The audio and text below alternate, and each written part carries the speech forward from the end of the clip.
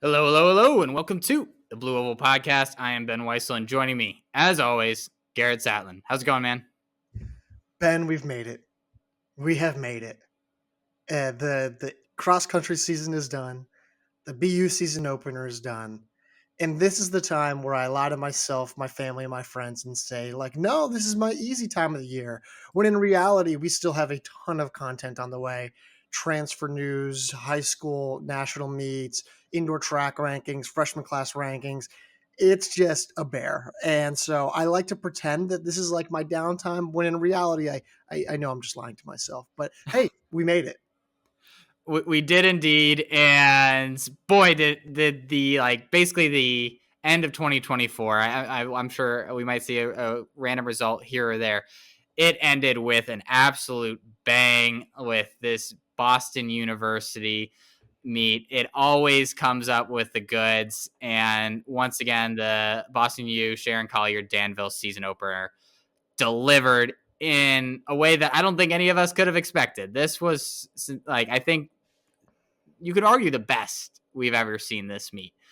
With the amount of quality results, NCAA records that we saw, and just the overall depth, it was absolutely outstanding. So we're going to have plenty to talk about there. But before we dive into that, I want to mention that we did get another Apple rating and review. We're up to 103. The review was subject line quality pod. I really enjoy this pod. It's definitely niche, but the It conversation definitely is. consistently entertaining. Yeah, that is one thing you can absolutely say about this pod. It has a very narrow focus, and if you land in there, you're going to love it. If you do not, it's going to be unintelligible.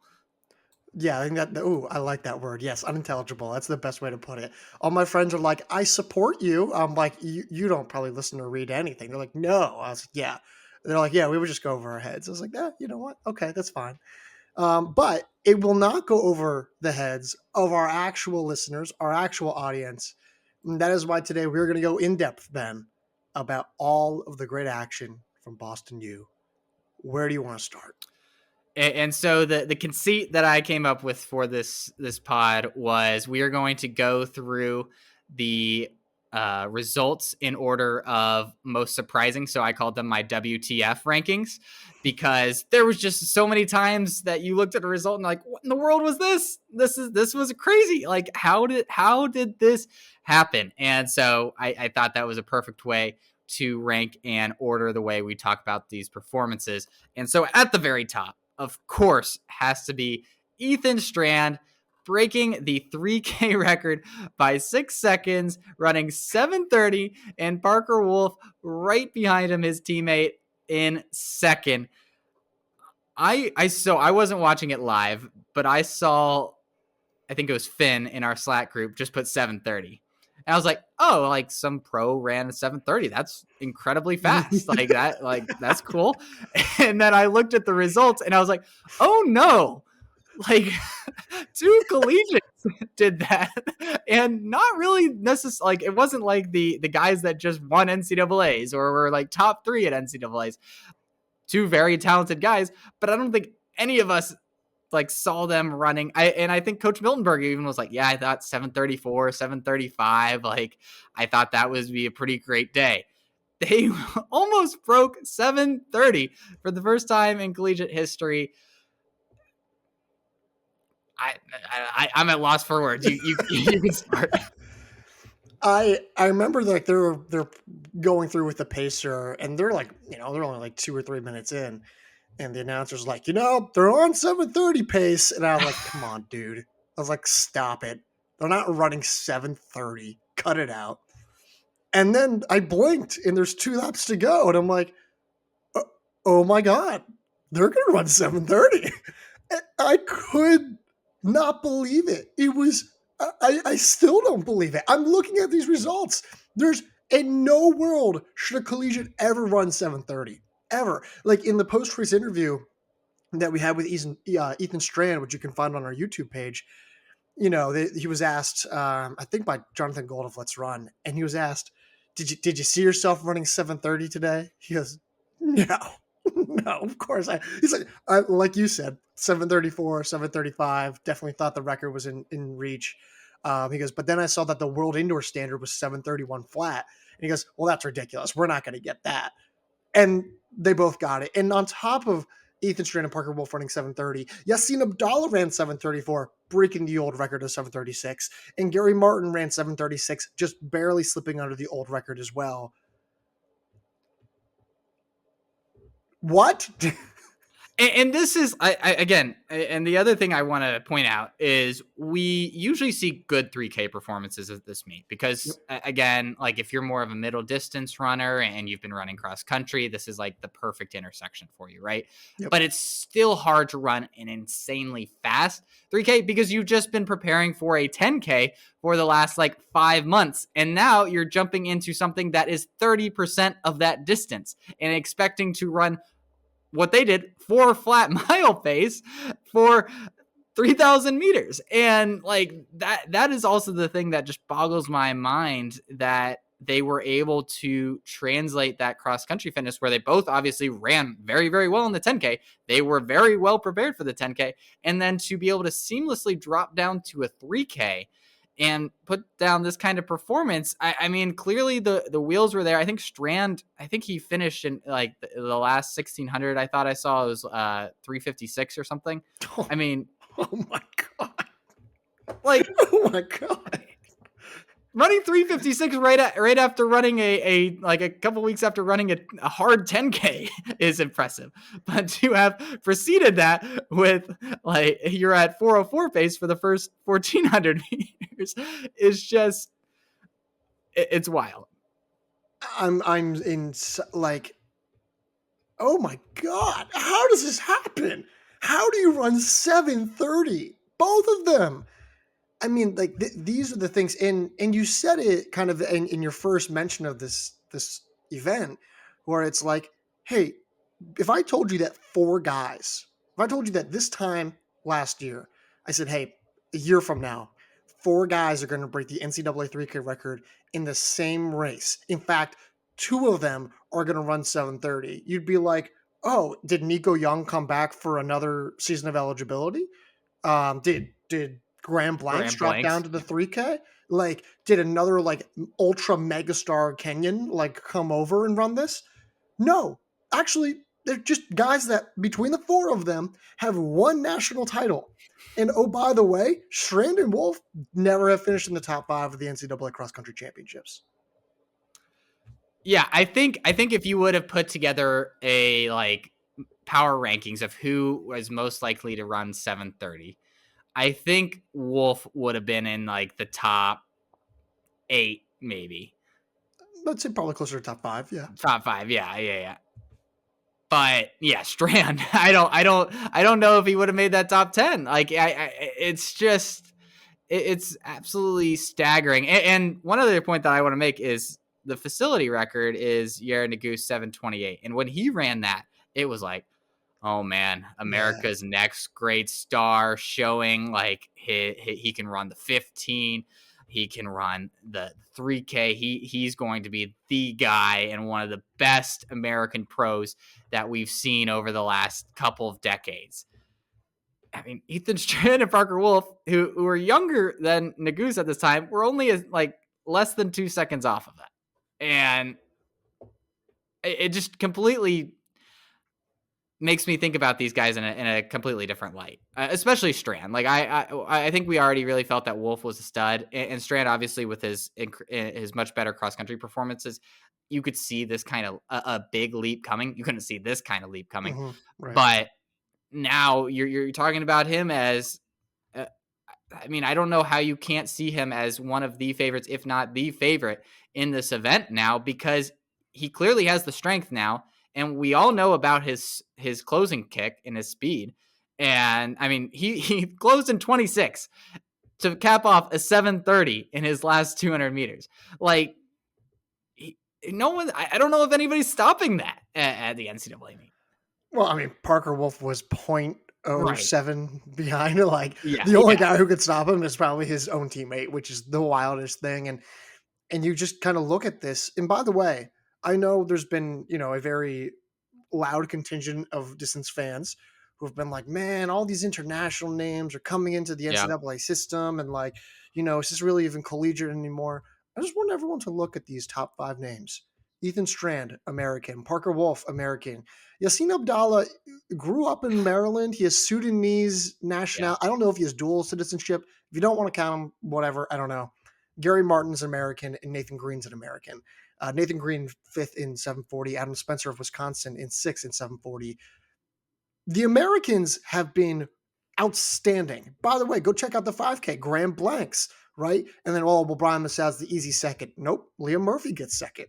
You look at some of the, like, of all the guys who went under 1320, you had Dylan Schubert in there too, right? You had Mm-hmm. Marco Langen, who I've realized we've been saying his last name wrong. Thank you to whoever corrected us. Oh, that's good to know. Yeah, it's good to know. I'm completely blown away. The Americans have been phenomenal. This is a completely mind-blowing performance. And I think what really gets me about these results is actually that Nathan Green and Adam Spencer both ran 740, and we are not giving them the time of Afterthoughts. day. Yeah. They're complete afterthoughts. Yeah, and this is a conversation for deeper December or early January, but I think there is something to the fact that the quality of the NCAA is much higher because of the internationals coming in, and it has forced everyone else to raise their level. And I think that's what you're seeing. Like Americans coming through the NCAA system. If you're the best, if you're the best in the NCAA, you're now like ready to go and immediately be a force on the international pro stage. And we're seeing that over and over again over the last couple of years. And I think this is another great example of like the benefits of having these international athletes in on American distance running is the level just is so much higher, and the barometer to compete is so much higher that I think we're seeing these teams and individuals raise to that level. So can talk more about that, but anything else on these 3Ks, I feel like we could talk the whole episode about this if we wanted to. Just in complete awe. Go check out the interviews on the site, on the YouTube page. Excuse me. We got it with Ethan Strand, Gary Martin. Go check them out. All right, let's go on. In my WTF rankings, I had Graham Blanks's sub 13-minute 5K performance up second. I mean, it's not. I feel like if this happened, if Nico Young didn't exist, this would have had a better case for number one on this list. But since we've already seen, obviously, someone break that 13-minute threshold, it feels not as epic. But I don't want us to let a 12:59 performance slide by as not just mind-boggling. Like again, the fact that we're seeing American collegiates run this is just staggering, and also in a field made up of basically like primarily collegiate runners at the top too. This is not like he was having a professional run with him all the way down to the line. He had to dig this out. He won this race by almost 11 seconds. Like this was a dominant performance. This was not like he was going toe to toe, like having someone push him across the line. He had to do a lot of hard work at the end, and for him to run 12:59, I mean, it's just unbelievable. I think we could have this. It was within the realm of possibility after the cross country season that he had, after what we've seen out of him over the last like 16 months. But still seeing just a 1-2 come across the screen, it will never get old in my mind. Quick note: I would have personally put this as my third most wild performance, which we'll get to later. Yeah, I'll get to the second one next. Yeah. Yeah, I mean, like it should not be. I think everything that you said. I don't want to be redundant, but we should not just gloss over a 12:59. This is historic. And if Nico Young didn't have the absolute greatest race that I've seen, maybe actually, fun question. What was more wild? The Nico Young 12:57 or the Ethan Strand Parker Wolfe pair of 7:30s? I think the pair of 7:30s. I agree. The pair of 7:30s. Yeah. I mean, because not only did they like smash the record, it was two guys where I was like, I would have picked a couple guys maybe before. Now, if you had told me Parker Wolfe like is fully healthy, I'd be like, okay, maybe he gets the record. Yeah. But to get that record by that much and for both of them to do it, it's like you can have a singular talent like Nico Young just pop off, and we've known that he's like an uber talent. For him to do what he did, I mean, 1257 is insane. But like there was in the 99th percentile outcome, you could be like, oh yeah, I think if Nico Young he reaches his fullest potential, this could be in the cards. I don't know if we ever felt like 730 was in the cards for any collegiate this year at least. Yeah, and that's why it's like if we're having to compare the two performances, anything with a 12 should be given massive respect. Yes. Like Wolfe, he was not pushed. Like at least Nico was pushed the entire time. Exactly. Blanks had to do this for like, I mean, as soon as the pacer dropped off, he's like, I'm going by. Like he went. And so it's wildly impressive. Doesn't really tell us anything new about him at all. Like, who would you pick him over Wolfe right now for the 5K national title? Ooh, that's a tough one. I think I like Wolfe's finishing speed better. Obviously, I think the way that he closed that 730, I think is ample evidence of that. Right. I think I'd go Wolfe still. I just if like they were running this kind of race, I think maybe I would edge Blanks. Like I think if you're going to need to run sub 13 to win, then I'm going to go Blanks. But that's not going to be the case at the NCAA meet. I think I'd give my edge to Wolfe in a scenario where it's fast, but not like if they run like 13-15. I think I'm or slower. I think I'm going with Wolfe. In second place, Liam Murphy of Villanova, 13:10. What's his best event? Oh man. So best event in terms of what he could finish highest up at NCAA. Yes, this is for your interpretation. So I think that he is most valuable in the 5K is the way that I will put it. I actually think that, again, it kind of goes to the point of his speed and his close, I think are a lot more valuable in the longer distances than in like the mile, the 1500, even the 3K, where you have a lot of guys that can match that type of ability. And I think 13:10 shows that he has as much strength as he really needs to be able to compete at the highest level in the 5K. And we've kind of seen that like with in the 1500 and miles where he's had some success, but not that necessarily like overwhelming consistent success that you might think of from someone with this kind of talent, especially after this cross country season where I think he just showed so much strength. I think I'd lean towards the 5K. I'd say 3K. I think he's most valuable in the 3K. Yeah, I think his PR in that event, which is like 743, I think, is probably the least impressive PR he has on his resume. But I think also like he can probably run 737, which is such a wild. Like I can't believe I said that out loud. Wild, and I think I'm right. By the way, yeah, I think I do too. Yeah, that's just insane to me. So I think it's a 3K, and I think his combination of strength and speed is perfect for the 3K. Brian Masal, 13:11. Does he run under 13:10 if he chooses not to follow Blanks immediately when the pacer steps off? Yeah. I agree. Yeah. Marco Langone, 13:14. Dylan Schubert, 13:17. Outside of the 3K, is Langone's result the most surprising result of the meet? So the 800. Yeah, I think that raises his ceiling more than anybody else's performance. I mean, 13-14. He's been good during this and exceeded our expectations throughout the entire cross country season. But to run 13-14, this puts him in a different class. It's similar to Schubert's like NCAA cross country performance, where it's just it kind of shatters your preconceived notions of what his ceiling could be as a runner.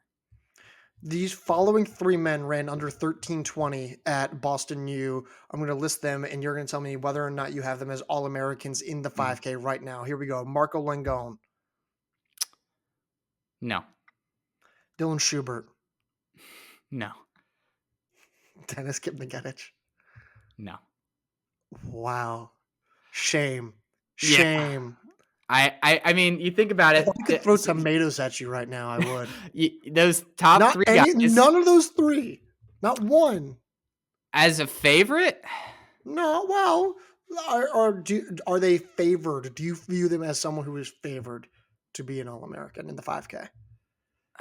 A guy ran 13:14. You're like, nah, So probably not. I think there maybe are like 8, 9, 10 in my maybe 7, 8, 9. So they're like right on the borderline. Like because you think about it, you have the top three guys in this. You throw in Wolfe and Strand if they both decide to I run don't the think Strand 5K. wins the 5K. I don't either, but if he does, I would have him over these guys. And then you were missing Haptum, Mm-hmm. and we're missing who else are we missing? Sloman Kipchoge, Casey Kipchoge. Klinger, Yeah, yeah. I think I'd Patrick have Kiprop those probably. guys. Actually, Yeah, Patrick Kiprop did not have a great day. I take that back. Yassine Abdallah ran 13:22 on the double, by the way, yeah. I'd have him over those guys too. for an All American finish in the 5K. I Abdallah, yes, definitely. Yeah, if you run 7:34 and then 13:22, I'm having you over someone who ran 13:17 and And 13:18. I understand that. My only apprehension with Abdallah is that we've seen him be a great time trialer before and I then agree. gets the national meet. And I'm kind of like, dude, where's the execution?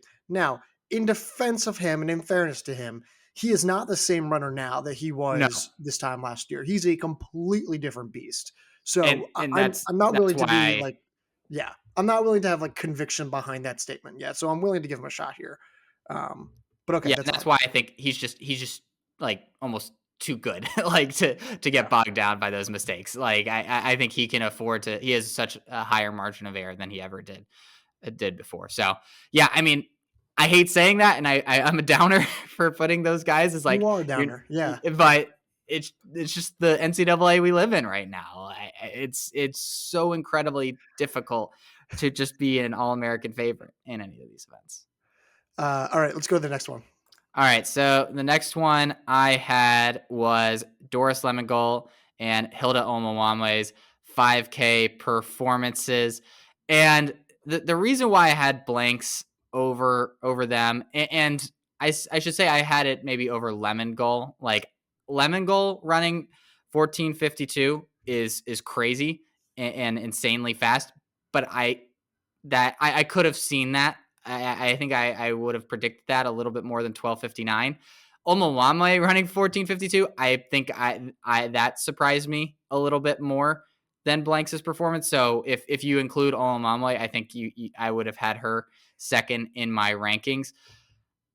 They're incredibly past performances, and it just again we're kind of numb because of what Parker Valby did last year to these numbers in a way that we would not have been if Parker Valby didn't exist. It's the same thing like on the Nico Young side with the 5K. He just kind of shattered that like fourth wall that maybe we had coming into these performances.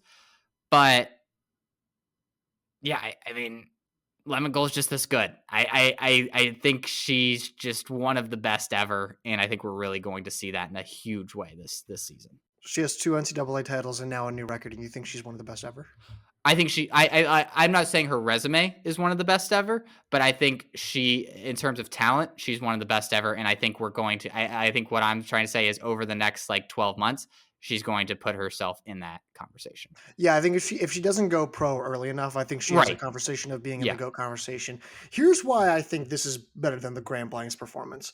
One, it's because of Parker Valby. I'm not numb to this performance Sure. because of Parker Valby. I'm in awe of this performance because of Parker Valby. Yeah. Like there's an argument that Valby is the GOAT, the distance Hmm. running GOAT in the NCAA. There's a very real argument for that. Whether or not you agree, I don't know, but there's an argument. It's a conversation. There's a conversation, right? There's a conversation. And she ran 14:52. Mind you, she ran that at the indoor national meet in March, right? She ran 14:56 at this meet. And if you had told me, well, hey, Doris Lemngole is going to run 14:52 and actually beat the collegiate record, I'd have been like, I mean, okay, I guess in a perfect scenario, yeah, I could see it happening. But like, we're now putting her in the same category, like title by title now, time by time as Parker Valby. To me, that blows my mind. Like, yes, did I know she was supremely talented? Yes. Did I think that she could run under 15 minutes? Yes.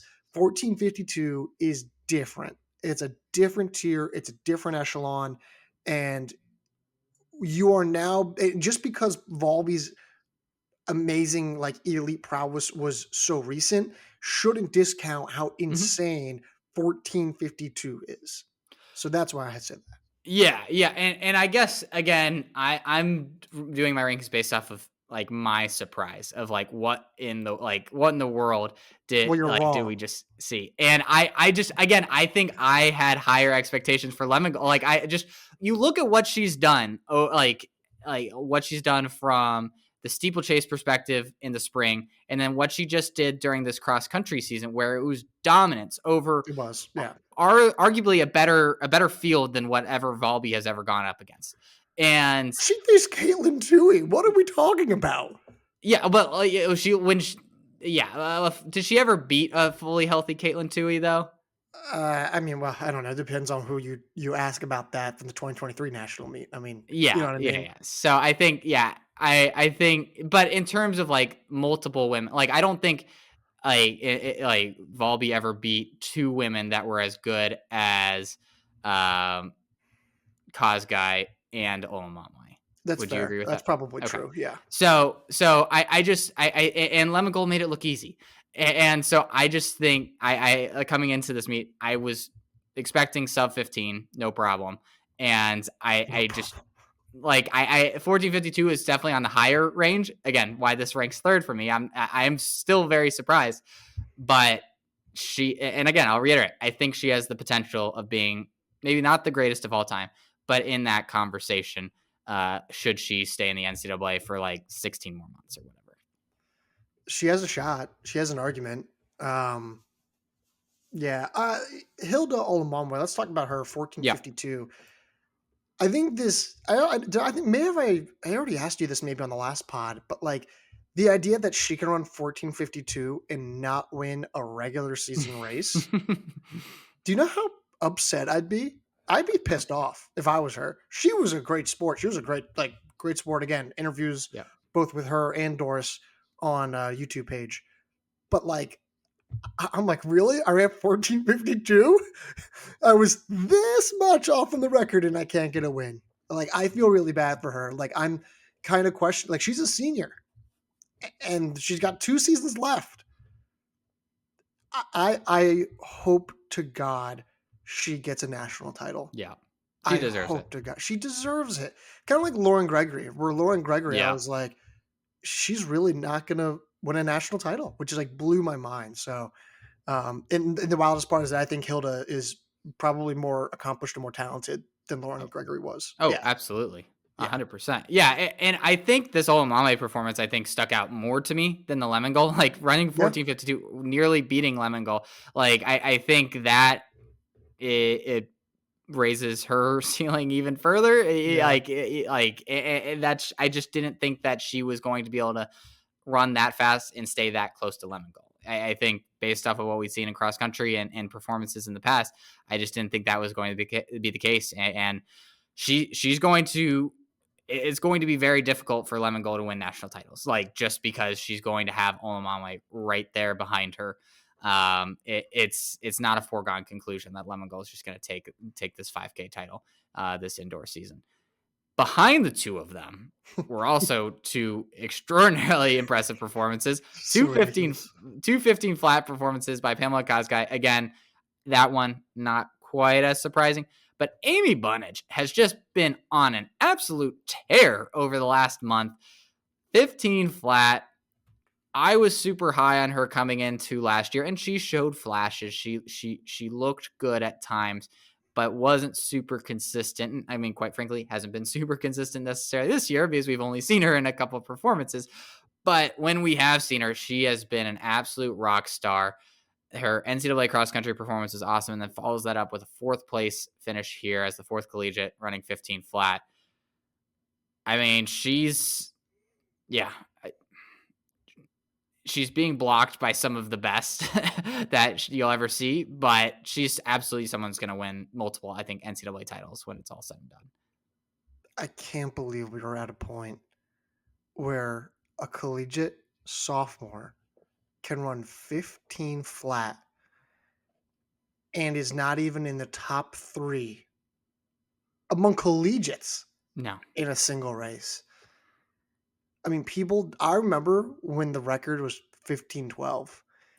And I'm not gonna lie, I will admit, there was a time where I was just like, really? No one can run faster than 15:12? Well, now 4 other women have done it. And actually 5, excuse me, 5 women have done it. And I figured it would get faster.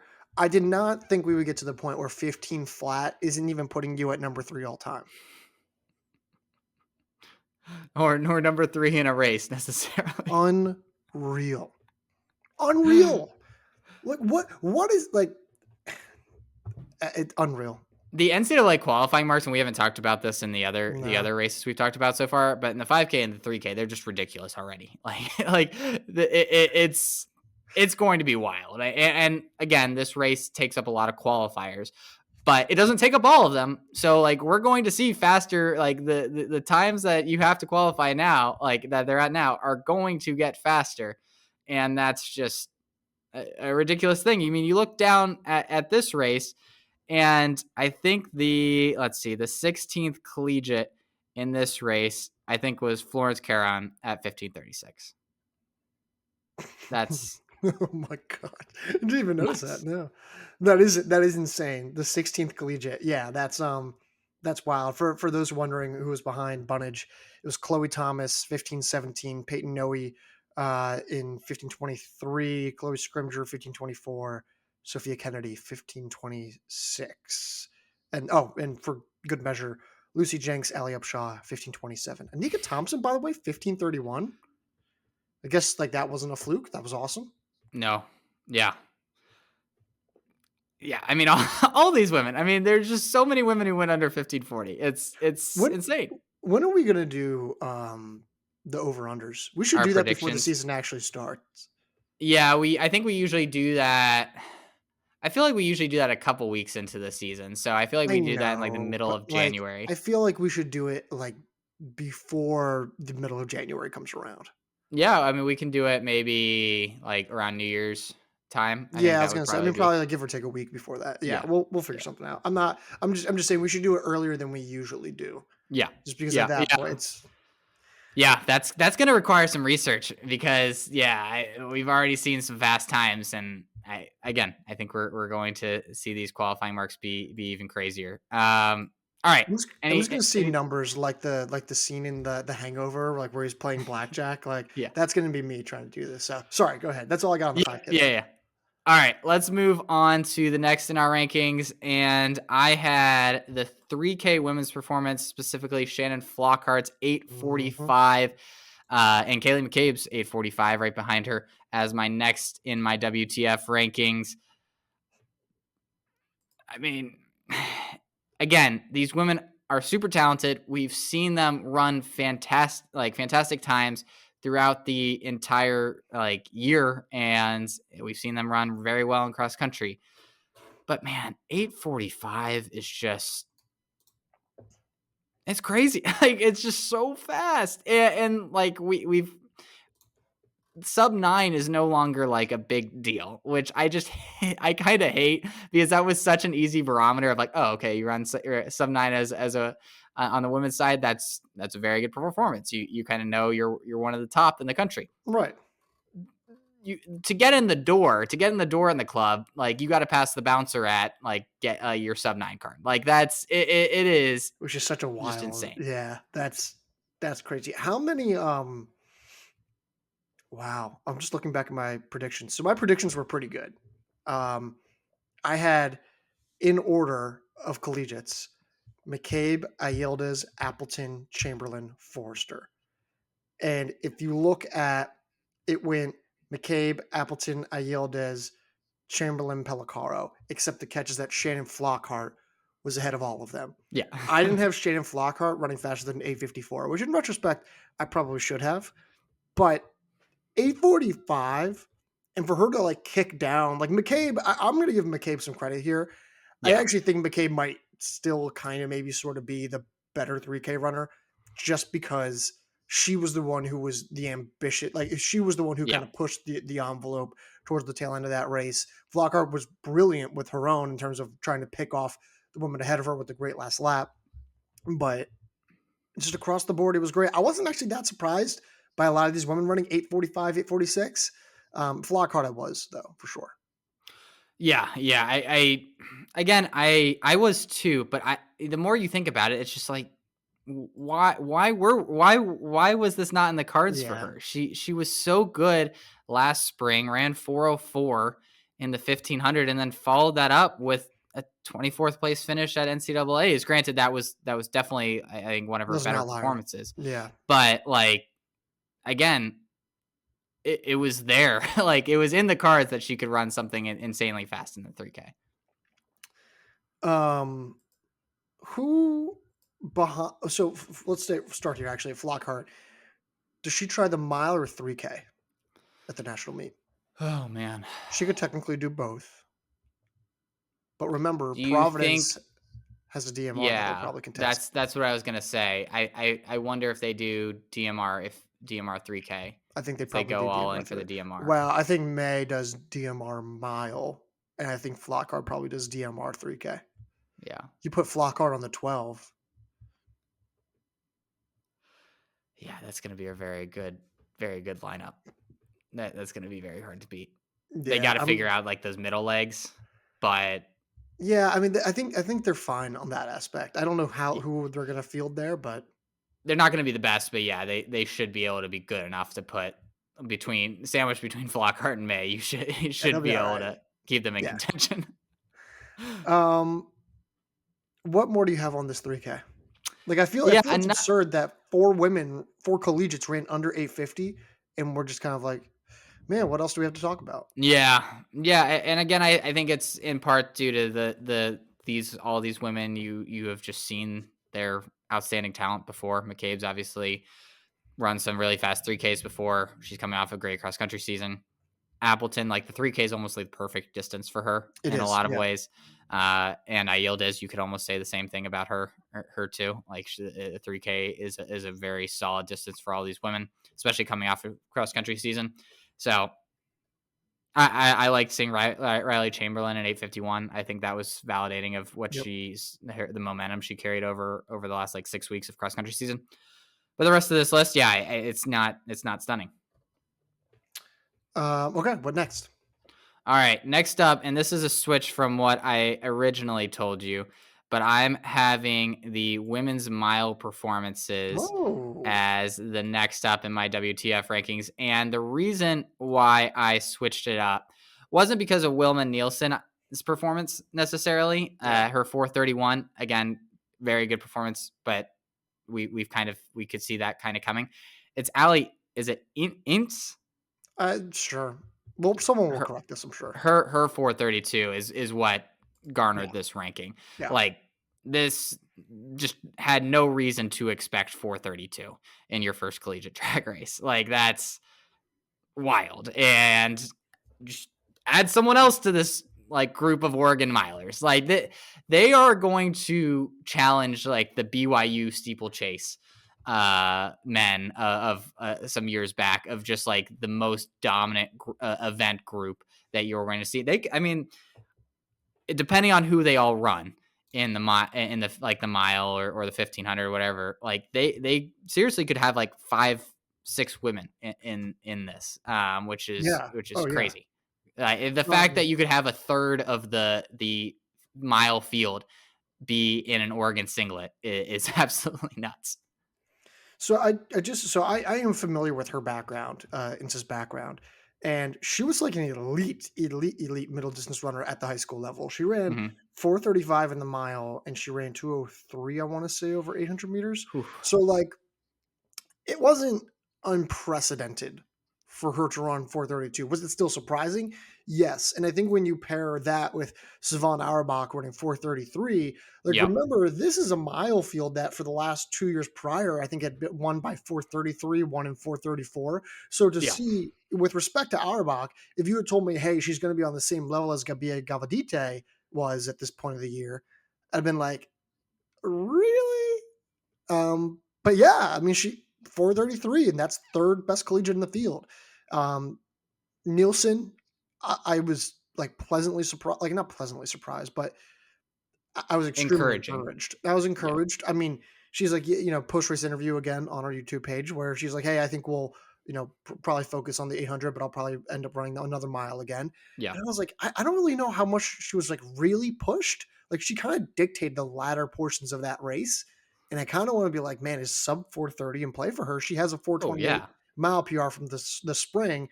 I think she could probably run 4:28, 4:29 on the indoor oval. Yeah, I mean, she won fairly convincingly, almost by a second. Like, yeah, I think sub 430 is absolutely in the cards for her. So yeah, I agree. The encouraging was the word that I kind Yep. of kept coming back to as well for Nielsen. So, anything else on this women's mile? Nope. That's it. All right, let's wrap it up with the men's mile, and the top performance from the collegiate side was Tinoda Matsatsa running 3:54. Again, very good performance in a weekend where we just saw so many crazy things. 3:54, where that is an excellent run for Matsatsa, does not reach the WTF rankings of our of the rest of this group. A very excellent PR. It's crazy that that sets a Georgetown program I record. thought the same thing. It I mean, again, 3:54 up until like 5 years ago was one of the best performances that you would see in a year. It just feels so normalized now, and for a program that has been that good in the middle distances, though, you're still a little surprised that their program record wasn't faster.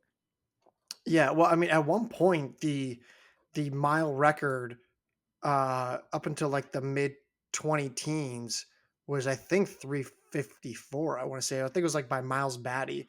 Let me check. It was, well, I guess 3:54 now is going to get buried under all of these times now. Yeah, I was Yeah, about that's, to isn't that say. a crazy, like, yeah, like Miles Batty in 2012 is the 21st fastest time.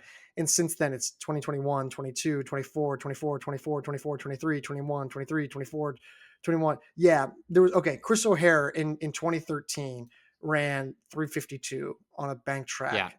And then Larry LeLang ran above and then that. Yeah, Was Ches in there somewhere?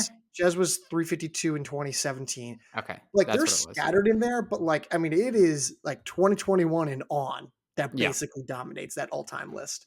Um, yeah, I mean, the t Matsada, cool. Like, I don't know what more we can possibly say.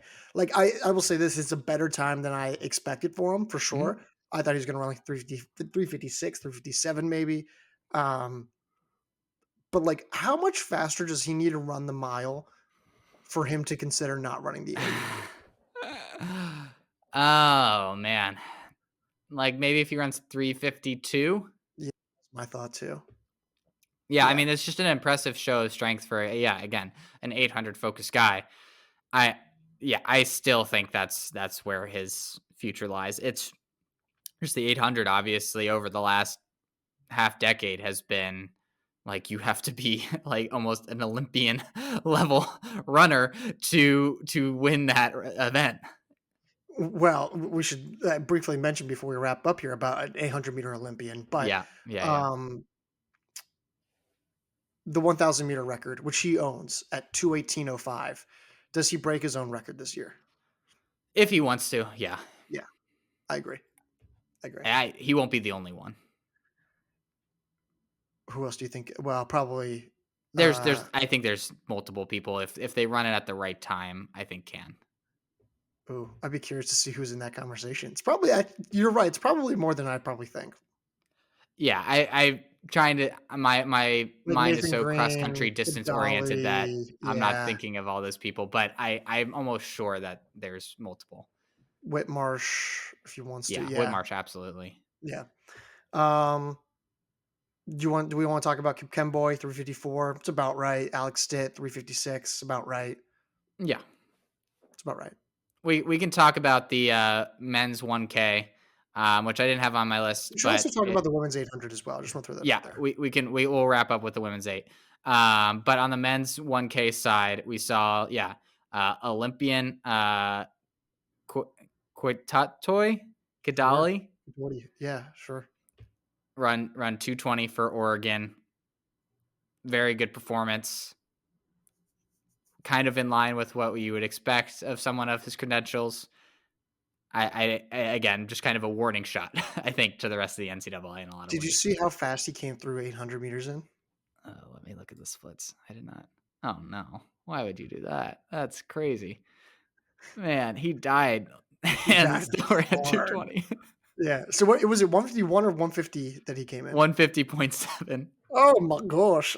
Yeah, that's rough. That's a hard Sounds wall to hit. like the most painful thing in the It world looks like to the most run. painful. So I watched the race because I have nothing better to do on a Saturday, and I was like, "This looks like the most painful." I really thought he was going to get caught. I really did. Yeah, I mean, Justin O'Toole, who finished third, ran over 2 seconds faster than him in the last 200. He was hurting. I was like, "Dude, you're going to get caught." Oh, that is horrible. Oh my. I would like I've obviously run one like in that range in the 800. I am like dying across the line. You could not like if you said I will give you $1,000,000 to close in sub 35 for that last 200. I could not. Like I would just be falling flat on my face. I that sounds so miserable. Yeah, I was just I think he probably got just a little over ambitious. He's like, Yeah. I'm a Kenyan Olympian who's run 142. And it turns out that the 1K is not the same as the 800. So No. who would have thought? Nope. All right, let's wrap it up with the women's 800 where we saw Meghan Hunter's 202 take home the win over Sophia Gorriaran of Harvard, who also ran 202. Really good performances by both these women this early in the season. Good to see Hunter, I think, take home this win. Again, both these women are very talented. I don't think stunning performances from either, but it's just good to see that they're healthy, fit this early in the season. Yeah, no, I mean, it was a good, like, early season matchup. It was a Yeah. matchup that lived up to the hype, and they both ran honest times, and it was, like, Hmm. a great actual race. Like, Yeah. you could argue that with the exception of well, actually, now I'm taking that back. There's actually a lot of many more tighter races than I'm realizing in retrospect, but, um, it was a good race. Like, there's not a whole lot to talk about. Yeah. Um, do you have Meghan Hunter as an All-American? Man, I'd have to do a deeper dive into yeah, I'm realizing I need to refresh myself on who's all back in the 800, but I think so. She's kind of like BYU's next Claire Seymour in a lot of ways, where she's Mm, just kind of flies under the radar for most of the season, and then usually finishes as an All American and a better All American than you would expect coming into that race. I just think she's experienced enough. And I don't think she has the top end ceiling that maybe Seymour had in terms of finishing high up, just because of the rest of the NCAA is so good at this point in this event. You're dealing with so many young like stars in this event. yeah. I still think she's a back half All American finisher. Yeah, I mean, she was 4th at last year's indoor national meet, Yeah, so, that's right. she Gosh, didn't run into I would be stunned if she's finished top 4 I again. would But be surprised again. I was she's sneaky good on the tactical yeah, side, of yep. things. She's a much better tactical runner than I think some of us give her credit, including myself, so but Ben, that's it. I All think that's right. it. Yep. Yep. Let's wrap it there. Like Garrett said at the top, we're entering a different stage of the season. We can't really call it off season because there's still going to be news and things going on, but not like running season necessarily over the next couple of weeks. But we'll obviously have plenty to talk about. We have a mailbag episode coming up that's in the works, and yeah, we're gonna get to talk about I think freshman rankings and all these different things over the next couple of weeks. That'll be fun to debate. Yeah, yeah, no, the podcast is gonna have plenty to talk about. We have like we said, the mailbag, we've got transfer news to discuss. There's gonna be, I don't know, we're working on like the guess the lines thing, the Yeah, over yeah, unders. So we'll figure something. Well, we have plenty to figure out.